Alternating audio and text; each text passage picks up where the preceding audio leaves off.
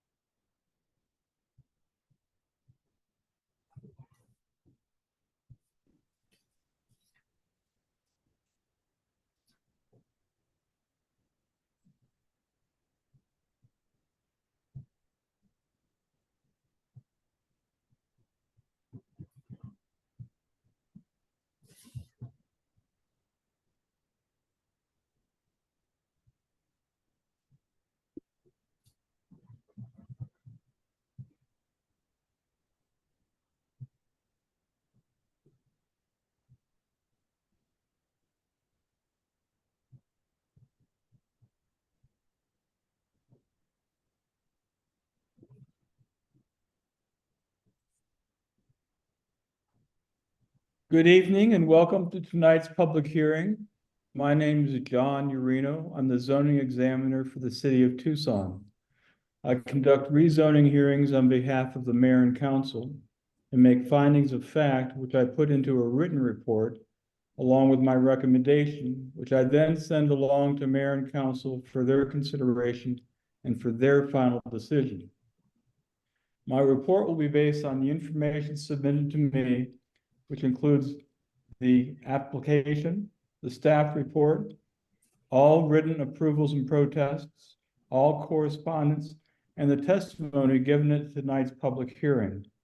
I will also include in the record all documents submitted to me up to the close of the public hearing.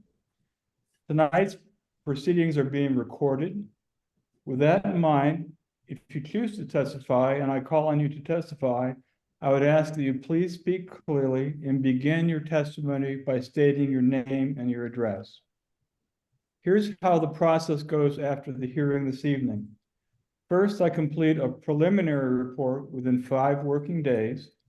Then I prepare a final report. The final report will be issued 2 weeks after the close of the public hearing. For those of you who wish to receive a copy of the preliminary report and are not a listed party, you may send an email to tucsonrezoning@tucsonaz.gov. Again, tucsonrezoning@tucsonaz.gov, or call the Planning and Development Services Department. A copy of the final report will be available from the Planning and Development Services Department, and I send the final report to the mayor and council. At the scheduled public hearing on the case, the mayor and council will then vote on the matter based on my recommendation, along with other factors. Tonight's public hearing will proceed in the following manner.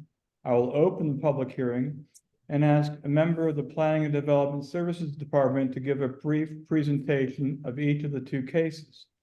After that, I will ask the applicant to make his or her presentation. I will then ask to hear from anyone in the audience who wishes to speak. Since I cannot have any communication with anyone involved in the case outside of this public hearing, I would invite you to speak tonight if you would like to do so. After everyone in attendance has had an opportunity to speak, I will offer the applicant a chance to respond to any of the concerns or issues that were brought up. So we'll begin. We have 2 cases. The first case this evening is case TPMOD 0424-000003 Speedway Citas. Mr. Paz, are you presenting the staff report, sir? Yes, sir. Please go ahead. Thank you. This is a major modification request by the Planning Center on behalf of Fidelity National Trust. This request is located at the northeast corner of East Speedway and North Harrison Road. The project team held a virtual meeting at 5:45 p.m. March 13th, 2024. The site is zoned C1 commercial and is currently vacant. At this time, the applicant is seeking to modify the conditions of this subject parcel to develop 20 residential buildings. As a result, the preliminary development plan or revised conditions remove the previous height, setback, and gross floor area conditions. The proposal includes 20 residential buildings with varying heights and density. This major modification request is consistent with Plan Tucson and the Pantano East Area Plan, subject to compliance with the attached preliminary conditions. Approval of the modified preliminary development plan and revised conditions within C1 is appropriate. As of today, there are 0 approvals and 1 protest recorded. Based off plan policy and the criteria of the Unified Development Code, staff supports this major modification request within C1 zoning. Thank you. Thank you, Mr. Paz. To members of the audience, if you're not speaking, I need you to mute your devices. It prevents crosstalk, and sometimes we get quite a bit of interference. Would the applicant like to be heard? Yes, good evening, Mr. Urino. This is Brian Underwood with the Planning Center, and I'm also joined this evening by Lucas and Jack from Valley Property Group, who are the developers of this project. Thank you. Welcome. Thank you. So I do have some slides prepared here, and I know that you know, a lot of this you have already seen through our materials that were submitted as part of our application. They were part of our neighborhood meeting summary. But I did want to, excuse me, I did want to touch on some new developments in that have happened since we had our meeting back in March. We've been working with, oh, excuse me. We've been working with a group of 4 neighbors there to the south of us along Speedway to work through some concerns about views in regards to this 2-story building right here in the middle of the property. So as Samuel mentioned, there is a mix of single-story casitas primarily across the entire site, but we do have those two-story apartment buildings with 8 units apiece in them. And the concern from the neighbors to the south has really been about their view shed of the Catalina Mountains there. And so one thing that we did was we created a view simulation, if you will, for each of the 4 homeowners that have the yellow dot on their home there in the exhibit here. And what we did is we met with them last week to show them you know, what that impact would be. You know, currently what you see there in the far background in the gray tone of those buildings, that's the existing mesquites at Riverbend. So those are the 2-story homes to the north of this property. And those sit at about 26 or 7 feet. And then the lighter color building that you see there that you can barely catch the top of the roof, those are the casitas that we're proposing on this site. So given the grade differential between the subject property and the homes to the south, it sits about 6 to 8 feet lower than those properties to the south of Speedway there. You're only catching a little bit of the top of the single-story casitas.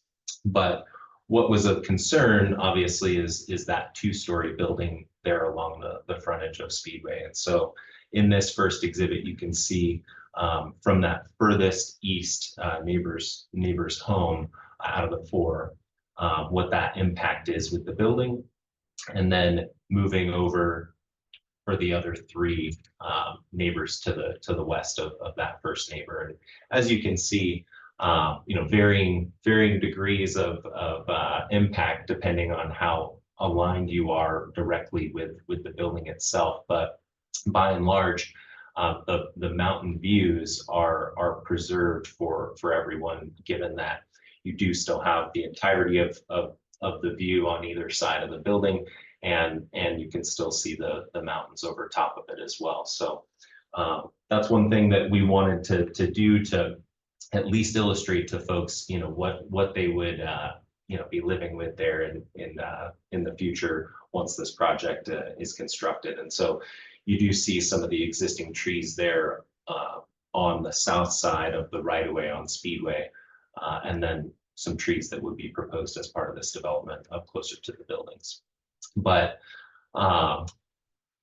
in light of those concerns, we've also committed to trying to lower, you know, drop the finished grade of this property as much as possible. It currently sits between about 2,612 feet and 2,604 feet. And so the goal would be to sort of land somewhere in the middle of that 2,608. So that would drop it down a few feet, still keeping it a little bit higher than the property to the south, which sits at about 2,604 and lower. But certainly bringing it down a little bit to bring the effective height of that building down. And we're also willing to lower that building height another foot or 2 if necessary to try to minimize that impact on the mountain views there. So with that, the only other thing that I had was just for, I think you have also seen the materials that I had sent for some friendly amendments to the amended conditions. And it would just be any of those areas that are highlighted. It's conditions 2G, H, J, and L, and condition 3 and 4. And those changes were mainly because the conditions were germane to the previously contemplated commercial development, and then also improvements that have already been made to both Harrison and Speedway. And with that, I'd open it up to any questions you might have. Mr. Underwood, I don't have any questions at the present time. Thank you very much. All right, thank you. And so I will now call on folks in the audience who would like to be heard this evening.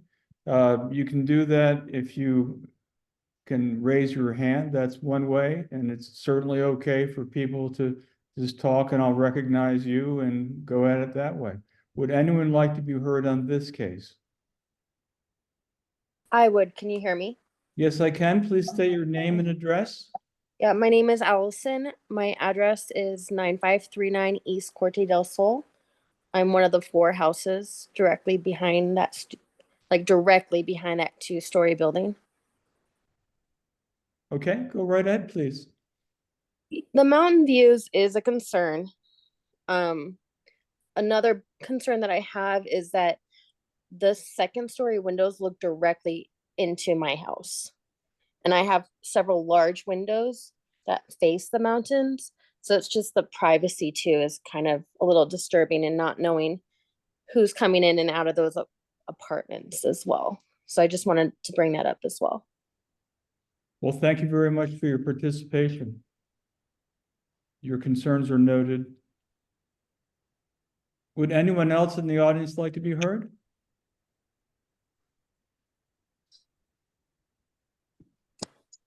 I was also wondering, this is Allison again. Yes. Is there any possibility that the 2-story buildings could go on the west property? And I know that spacing between the buildings is a concern, but could those buildings be one large building? Or do they have to be 2 separate buildings? Allison will ask Mr. Underwood to respond to that question after others have had a chance to speak. Mr. Underwood, will you do that after others have had a chance to speak, please? Absolutely. Thank you. Would anyone else in the audience like to be heard? Hi there, this is Leif Robinson. I live in 1211 North Arbor Circle. Can you hear me okay? Yes, I can. Thank you. Go ahead, Mr. Robinson. I'm wondering how many people would live in these apartments? Like I can't really tell from the picture, like how many families or people would rent there. Okay, I'll ask Mr. Underwood to respond to that after others have had a chance to speak. But Mr. Robinson, do you have more you would like to say on that matter? The reason I'm asking is because I've been here since 2005, and there was a rezoning for the apartment complex just down the road. And it was actually really well done. I didn't have a lot of objections to it. It's a little higher income apartments. So, we really haven't had too bad of an issue with crime until kind of the last 2 years, of which, I've had a lot of police helicopter around and things like that. So my only concern really is just from a perspective of, is this going to really contribute to the neighborhood, and from a density perspective in terms of renters, is that going to create issues for me? And then what's do you have an idea of what the expected rent would be for these apartments? Those are my concerns. Thank you for listening. Thank you for participating. Mr. Underwood, I'm going to break my rule that I just said, and I would like you to respond to Mr. Robinson's points and also Allison's points at this time, and then we'll call on others in the audiences, if that works for you, Mr. Underwood. Yes, absolutely, Mr. Urino. So to get to Mr. Robinson's points, the number of units that we're proposing is 39, and that's a mix of 1-bedroom, 2-bedroom, and 3-bedroom units, and then and then the 2-bedroom apartment units. So it could be potentially, a few more than the 39 if you had folks that are living, two separate people in those 2 bedrooms or the 3 bedrooms. And then in terms of expected rents, I'm not exactly sure, but I would lean on Jack and Lucas if they have an idea for that. Then I'll let them weigh in terms of what they're anticipating for expected rents. And regarding Allison's question about combining the 2-story buildings into a larger building, that's really one of the central tenets of this project has been to really try to create more of a diverse streetscape along both of Harrison and Speedway, to not have a large solid mass of building space. The building is 85 feet wide, and so if we were creating more of that combined building, then it would be more like your traditional garden style apartment community that you see down the way, where it's 150, 175 feet long, much larger building, much larger impact on the view shed as well along Harrison, and just a complete change to the design of this project, and certainly to the livability as well of the members of this community that would be living here on what we're proposing. So there's not enough room to keep them separate and put them along Harrison. I know that's one of the requests that we heard loud and clear from Allison and her neighbors. And certainly, combining those buildings, it would still be tight in that area, and it would also, change the architecture, change the entire vision and design of the site overall. Mr. Underwood, would you also address Allison's concern about the 2nd-story piece being able to look into her windows, the privacy concern? Yeah, absolutely. So currently there's, Speedway Boulevard is a 150-foot right of way. And so with setbacks for these buildings and with where where Allison's home sits, there's about 200 feet in between the two. And currently what you see there depicted in the view shed here from Allison's house is a Palo Verde tree that sits right outside of her backyard. So that sits right in the middle of where that building would be, and that blocks a lot of that direct view back towards her property. However, since you have the balconies extending on either side of that tree for the building there, you can also see that there would be some trees in the landscape border along the north side of Speedway that would be a part of this development, that would help mitigate that concern and help create some privacy there. Thank you. Absolutely. Would anyone else in the audience like to be heard on this case? Can I ask another question? Yes, you can, Allison. Please go ahead. Since it's kind of a no-go to do one large building, just because if I had single story behind my house, I would have absolutely no problem with that. It's just that I'm unlucky in this circumstance. Could the 2-story buildings be slanted on those corners? And as to move them both to the west side of that lot, so they're not connected, but still 2 separate buildings? Does that make sense? So Mr. Urino and Allison, so one of the things that we had discussed when we came out and met with you all is just how tight that area is in terms of accommodating the parking, required landscape borders, keeping everything functional for the overall site. So if we tried to pull that over there, you can see how that would really impact all of this entire parking area over here.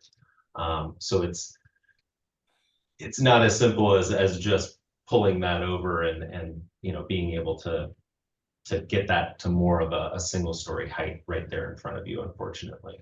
So my thought is, because you can't put two-story buildings on that west side, because there's not enough space in between, could you move 12 and 13 to where 18 is, 15 and 16 to where 18 is, and then make two-story buildings, but kind of slant them at angles on the corners?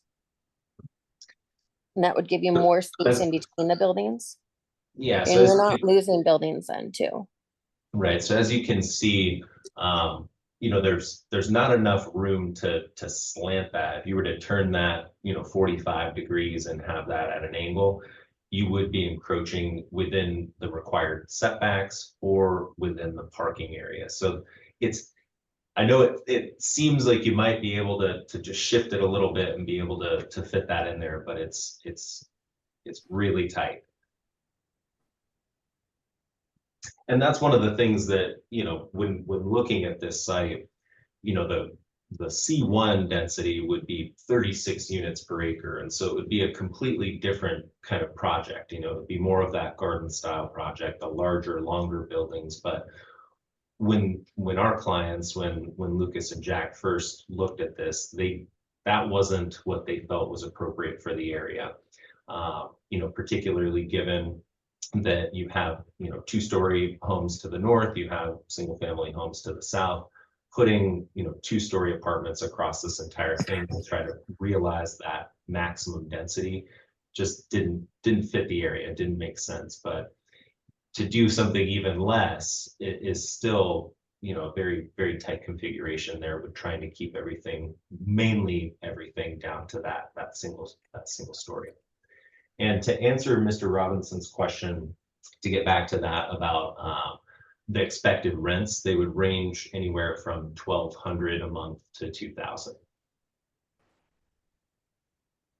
Thank you, Mr. Underwood. Would you. anyone else in the audience like to be heard on this case? And just one more thing, sorry. No, go ahead, Allison. Can that building 18 by any chance just be a single story? Does it have to be a double story? Yes, in order for the project to make financial sense, you know, that would, if that were to go to a single story, it would be a reduction of 4 additional units. So it'd be significantly reducing the density of the project overall.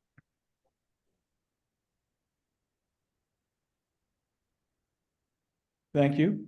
Would anyone else in the audience like to be heard on this case?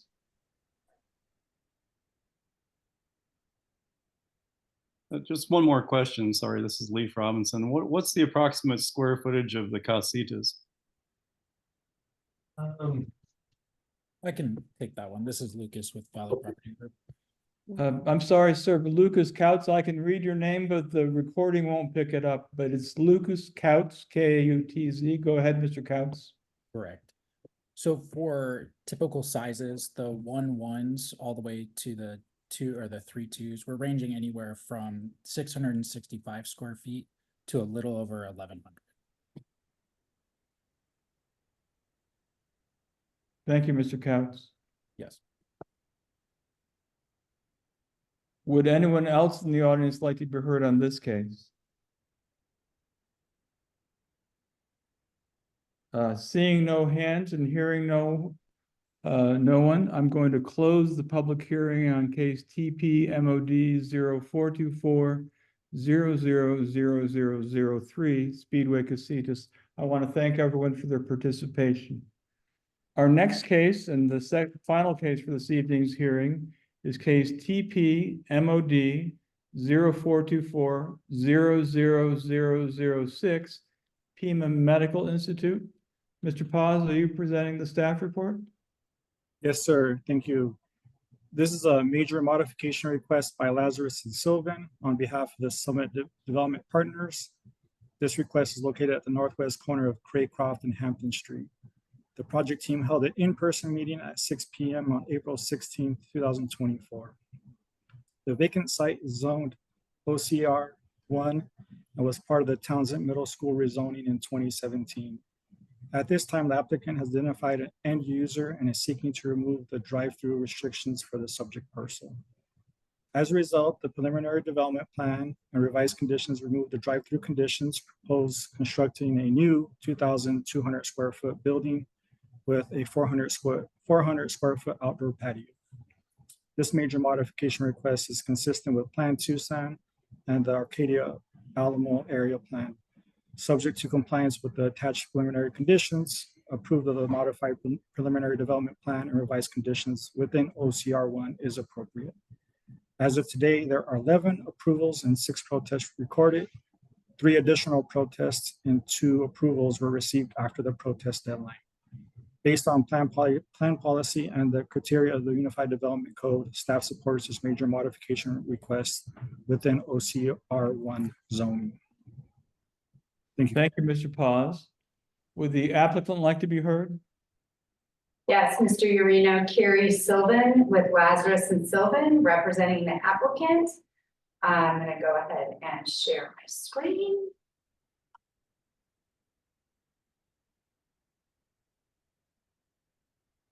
There we go. Okay. With me tonight, also joining me on virtually are developers Rio West, Craig Masters, and Walter Hogue are both here, and then Robin Large and Jackson Cassidy from my office are also in the room with me. Welcome, everyone.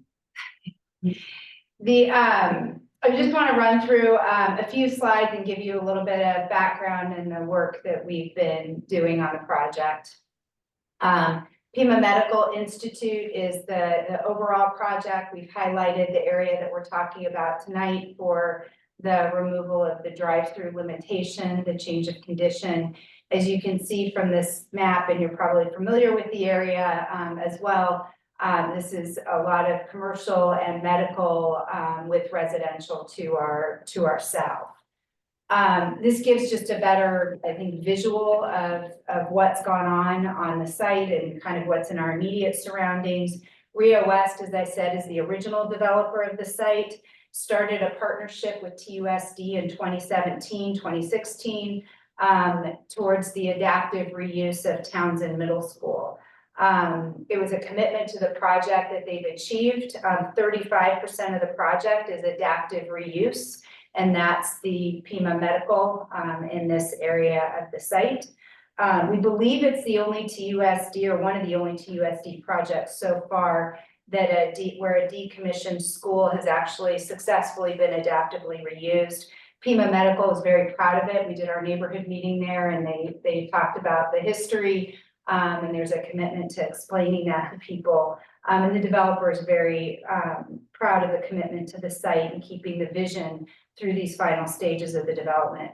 The vision was always medical, but in addition to medical, the vision was always included some level of retail, possible hospitality, which you'll hear about in just a minute, and restaurant as well. One of the things that's happened over the years, there's that drainage area along the south. The city of Tucson is responsible for maintaining that area. The developer kind of became a catalyst to both clean that up and to continue the maintenance in the area as this was developed and the neighbors had concerns. We're very committed to making sure the developer is that these last 2 sites fit within the vision and create uses that are complementary to the existing uses. The office owners and the users and the hotel that's going in right now that I'll show you in a minute have all expressed unanimous support for the Starbucks and the drive-through. As you can see from this area, and we can come back to it if needed, the southern boundary is adjacent to the neighborhood. As you can imagine, when this first was entitled, there were plans for medical office in this area, but it wasn't, you always worry about what if. And so some of the what ifs were still in play in 2020 when a prior request was to remove the drive-through and some other restrictions that we're not requesting now. We're just requesting the drive-through. At that time, the southern border wasn't 100% secured. So there was a lot of concern that maybe the drive-through would end up right up against the neighbors. Where we're proposing this now, you have the residential neighbors, their backyards, their backyard walls, that drainage area, another wall, parking, and 2 medical office uses that are truly daytime uses, plus the major PAL, the major entry into Pima Medical. So there's it's almost 400 feet to the property line. And then you'll see in a minute that we've designed the Starbucks in a way where we're mitigating any additional noise and we think traffic issues. I'm not going to go through the history of this slide. This is just to show that there have been changes over the years. They've been relatively minor changes to the project. The summary of those changes is that the density has actually decreased in square footage by about 11,000 square feet from the original 2017-2018 plan. This building 4, we'll talk about in a little bit more detail, is approved for an 8,500 square foot destination retail or restaurant use. And what we are proposing is actually 2,262 square feet. So it's a reduction of almost over 6,200 square feet of building from what's, like I said, currently approved. I also want to point out, you'll see it highlighted on the 2023 plan. That was approved for a 70-foot medical office building. It is currently being under construction for a hotel, and the height was reduced from 70 feet to 45 feet. So again, reductions have occurred, some changes of uses. What was approved originally in 2017-2018 was both more square footage and some more dense uses and intense uses. The traffic analysis was done at that time. All of the improvements to Craycroft and Beverly that were required by that traffic analysis, which is the higher traffic users, have been implemented. The last piece will be the actual construction of the right-in, right-out entry that I'll show you in a minute on the north on Craycroft, because that's going to happen with the hotel. So everything has been done pursuant to, again, more anticipated traffic than will exist when this is finally built out, even including the Starbucks. We just wanted to show that the architectural integrity, if you haven't been on the campus, I think everybody who we've met so far has had some sort of doctor's appointment on this campus if they're not a student over there. It's a really, I think, a beautiful campus, and I think my client has done a great job in implementing this. We did want to point out the entrances. So there's one entry that's full movement on Craycroft. There are 2 other secondary that are right in, right out. This is the entry I was suggesting is going to be completely open and ready when the hotel is completed. And then there's also 3 entries onto Beverly, entrances and exits onto Beverly as well.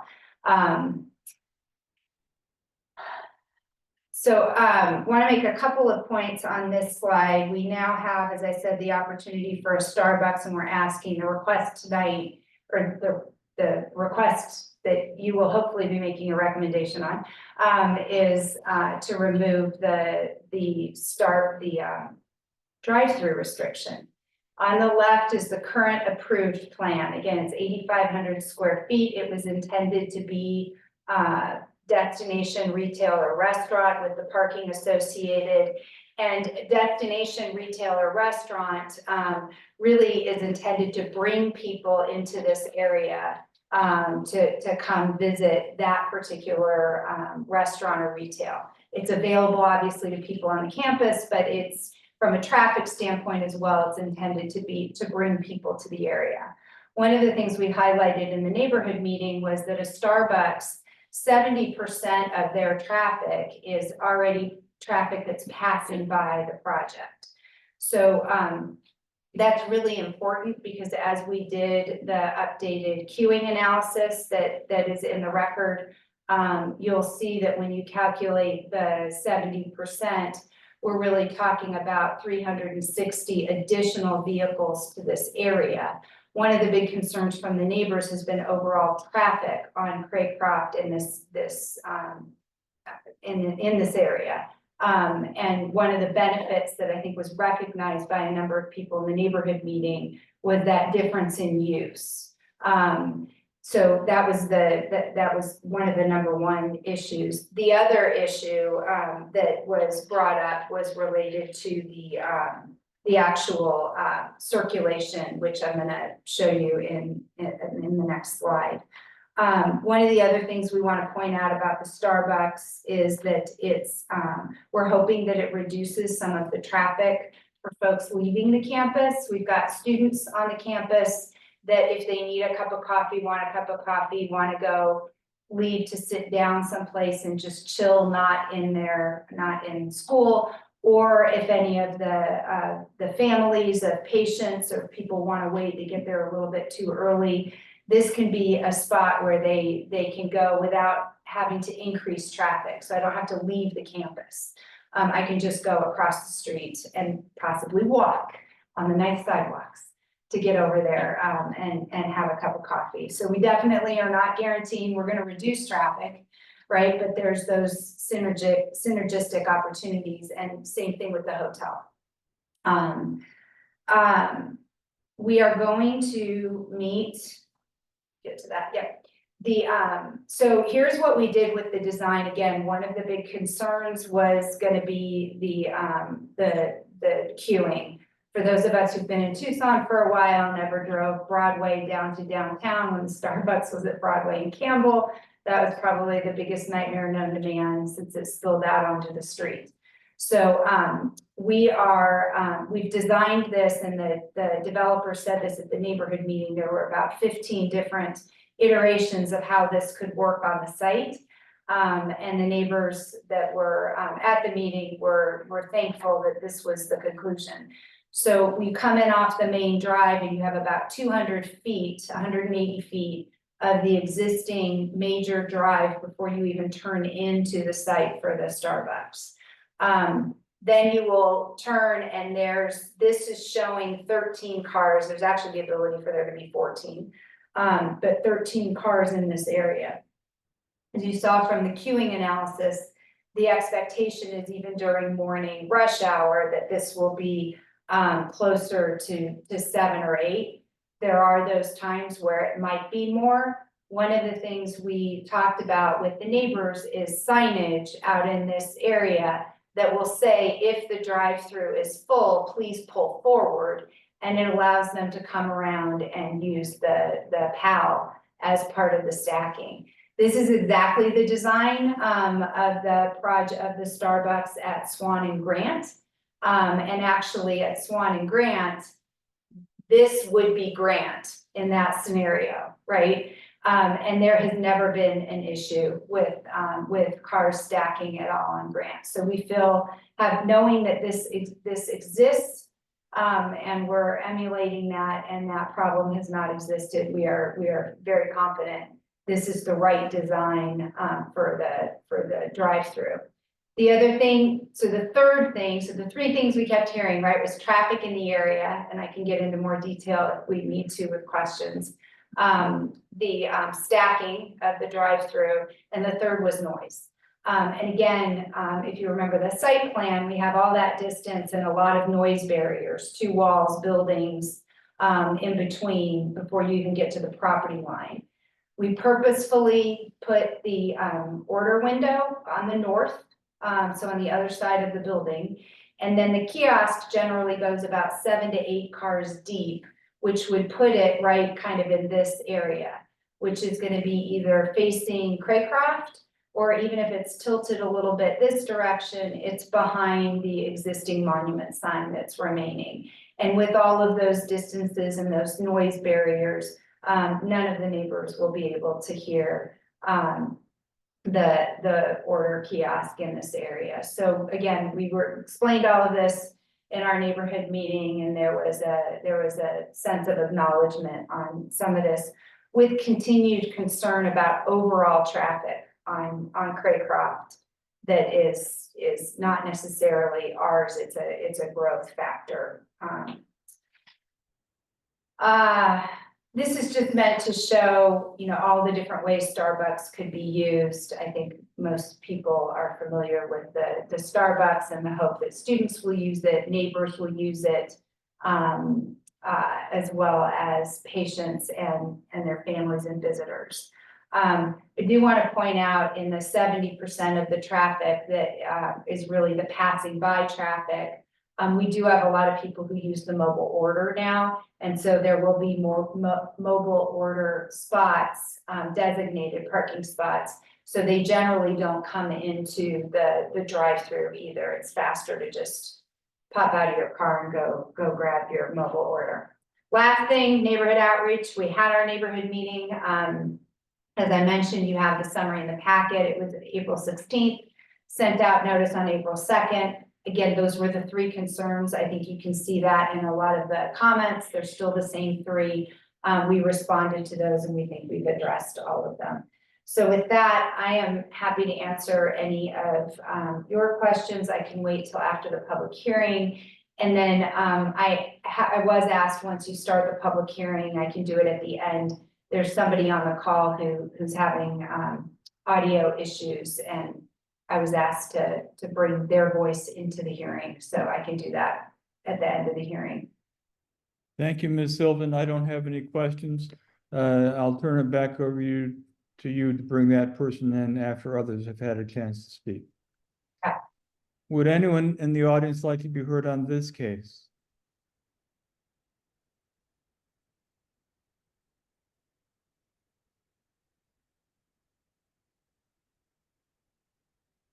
Mr. Copley, I see you have your hand up. Copley? Yes, that's correct. My name is James Copley. Can you hear me? Yes, I can. Okay, I am the Senior Director of Real Estate and Facilities for Tucson Medical Center and TMC Health. I just wanted to get on this call to state that as the owner of the property directly to the north of this development and also to the west of it, we have no objection and support it. Thank you, Mr. Copley. Would anyone else in the audience like to be heard?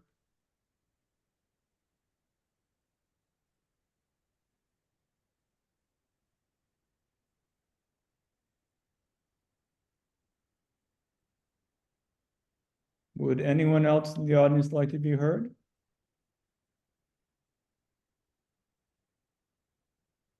Ms. Sylvan, do you want to give a voice to the person you mentioned? Sure, and you can see her picture. Megan Newhouse is the manager of the Fountain Plaza Apartments that are directly to the north of the campus, representing 194 residents within those apartments. She wanted to let you know for the record that all of the feedback she's received from her residents so far have been positive. They're excited about this addition to the area, and she wanted me to thank you as well for taking her comments and those of her residents into consideration, and she apologizes for the technical difficulties. Of course, and please let her know she's very welcome and her remarks are appreciated. Hearing no one and seeing no further hands. This is Sam Catanese with the ownership of the hotel next door to this site. I just wanted to express our excitement of hearing the news of the Starbucks going in next door. Thank you very much, sir. Would anyone else like to be heard? Yes, I would like to. My name is Todd Matthews. I'm the campus director here at Pima Medical Institute, and I know I've got some of my students and some of my staff on the call tonight, but we fully support this project. We appreciate some of the concerns we had initially. Some of the changes made are just perfect for us, but we fully support it. Thank you, Mr. Matthews. Would anyone else like to be heard? No. Oh, shit. I'm hearing a voice, but I'm not seeing. Yes, can you hear me? Yes, I can. Please start with your Okay. name and address. We're having, we just finished a storm up here in the White Mountains, so internet connectivity may be suspect a little bit, but I too want to weigh in. I, along with Craig Masters, have been the co-developer. Our company, Rio West, has been the contractor for this project. And the one thing I really wanted to emphasize is that, you know, we've had many opportunities to do different things with the project. And we've been very diligent and sensitive to the uses and utilization of the site over the years. And we understand the concerns of the neighbors. We've listened to them. We've tried to accommodate them. But at the end of the day, we also feel that the Starbucks use of that site would be a great addition. From what we've heard from all the neighboring property owners, the ability to have adjacency for food or drink, both for their staff as well as their clients, is just something that they would really appreciate. And so when this opportunity was presented, we didn't want just any opportunity. We like the brand Starbucks. We like the way they operate their business, and we just think it's a good fit for the overall project and its success. So thank you. Thank you for your participation, sir. Would anyone else in the audience like to be heard on this case? Hi, this is Jessica Abeta with Cushman and Wakefield Picor. I am the property manager for the association, and anything that has been relayed to me was nothing but positive vibes, and everybody's excited for what's to come. Thank you very much, Ms. Abeta. Would anyone else like to be heard?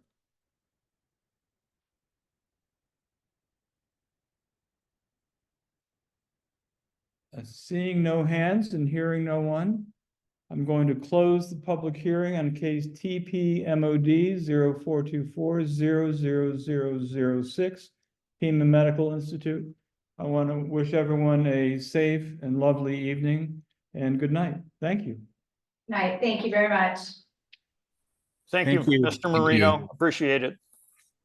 Thank you.